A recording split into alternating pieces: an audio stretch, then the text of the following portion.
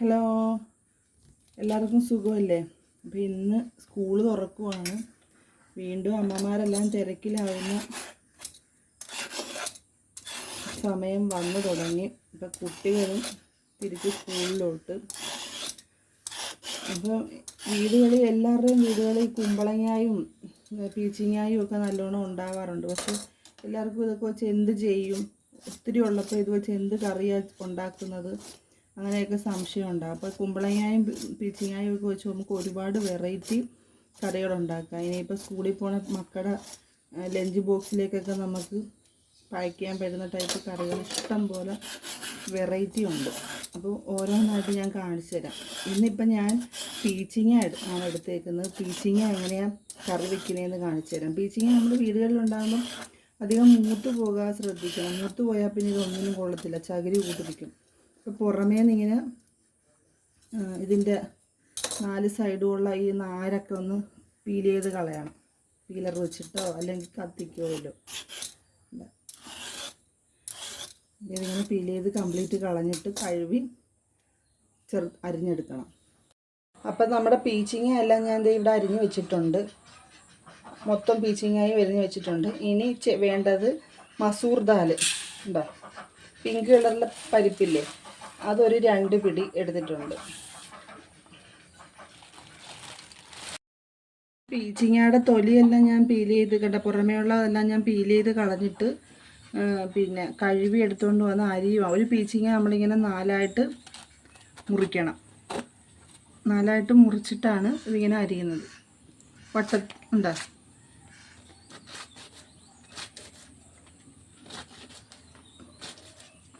കനമുള്ളതാണെങ്കിൽ ഒരു 6ആയിട്ട് കീറിക്കോ. ഇതിപ്പോൾ ഞാൻ 4ആയിട്ടേ കീറിയിട്ടുള്ളൂ.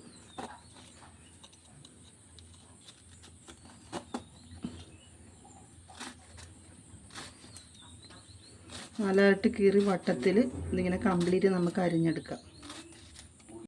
ഞാൻ മസൂർ ദാൽ നല്ലോണം കഴുകി എടുത്തുകൊണ്ട് വന്നിട്ടുണ്ട്. മസൂർ ദാൽ ഒരു കുക്കറിലോട്ട് ഇട്ട് കൊടുക്കാം.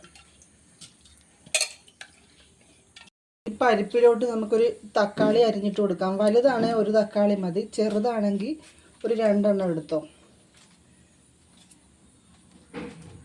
പിന്നെ പരിപ്പ് നമുക്ക് മസൂർ ദാൽ തന്നെ വേണമെന്നില്ല കേട്ടോ. തുമരപ്പരിപ്പോ വീസ് പരിപ്പോ എന്താണെങ്കിലും എടുക്കാം. പക്ഷെ അതിന് വേവ് കൂടുതലായിരിക്കും. അപ്പോൾ ആദ്യമേ അതൊന്ന് വേവിച്ചിട്ട് വേണം അതിലോട്ട് പീച്ചിങ്ങ ചേർക്കാൻ. പിന്നെ ഇങ്ങനൊരു കറി പീച്ചിങ്ങ വെച്ചിട്ട് മാത്രമല്ല, നമുക്ക് പച്ചപ്പപ്പായ, പിന്നെ കുമ്പളങ്ങ, വെള്ളരിക്ക ഒക്കെ ചേർത്തിട്ടും ഇങ്ങനത്തെ ഒരു കറി ഉണ്ടാക്കാം. ഇപ്പം തക്കാളി അരിഞ്ഞതിന് ശേഷം അതിലോട്ട് പീച്ചിങ്ങ ഇട്ട് കൊടുക്കുക.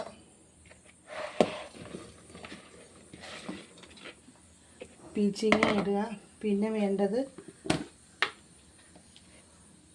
മുളക് പൊടി. ഒരു എരിവിനും കളറിനും ഒരുപാട് അധികം വേണമെന്നില്ല. ഒഴിച്ചുകറി ആയതുകൊണ്ട് അധികം മുളക് ചേർക്കണമെന്നില്ല. ഇതിൻ്റെ എരിവിനും കളറിനൊക്കെ വേണ്ടി മാത്രം ചേർത്താൽ മതി. പിന്നെ ഒരു നുള്ളു മഞ്ഞൾപ്പൊടിയും ചേർത്ത് കുറച്ച് വെള്ളവും ഒഴിച്ച് വേവിക്കാൻ വെക്കാം. ആദ്യമേ ഉപ്പ് ചേർക്കേണ്ടവർക്ക് ചേർക്കാം. പക്ഷെ ഞാൻ വെന്തതിന് ശേഷമേ ഉപ്പ് ചേർക്കത്തുള്ളൂ. അപ്പോൾ നമുക്കിതൊന്ന് വേവിക്കാൻ വെക്കാം. പീച്ചിങ്ങായും പരിപ്പും വേവാൻ വെച്ച നേരത്തിന് ഞാൻ കുറച്ച് തേങ്ങ ചുരണ്ടി എടുത്തിട്ടുണ്ട്. ഒരുപാടൊന്നും വേണ്ട. എൻ്റെ കൈപ്പിടിക്ക് 1 പിടി തേങ്ങയേ ഉള്ളത്. അതിനകത്തോട്ട് ഒരു 2 നുള്ളു പെരിഞ്ജീരകം, ഇത് കണ്ട, പെരിഞ്ജീരകവും ചേർത്ത് ഒരു 4 പീസ് ചുമന്നുള്ളിയും ചേർത്തിട്ട് നല്ലതായിട്ടൊന്ന് അരച്ചെടുക്കണം. അപ്പോൾ അരച്ചെടുത്തിട്ട് കാണിക്കാം. പീച്ചിങ്ങ വെന്തിട്ടുണ്ട്. ഒരു വിസിലിന് പീച്ചിങ്ങ വെന്ത്. അപ്പോൾ വെന്ത പീച്ചിങ്ങയിലോട്ട് ഞാൻ ഒരു 2 തണ്ട് കറിവേപ്പില ഊരി കഴുകിയിട്ട് കൊടുക്കുവാണ്.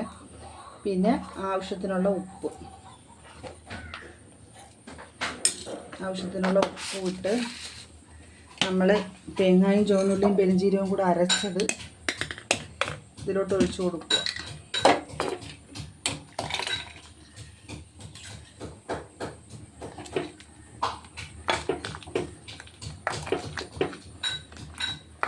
അരപ്പ് ഒഴിച്ചതിന് ശേഷം നല്ലോണം തിളയ്ക്കണമെന്നില്ല, ഒന്ന് ചൂടായി എടുത്താൽ മതി. അപ്പം ഞാനിത് ഒന്നുകൂടെ ഒന്ന് ചൂടാക്കുക.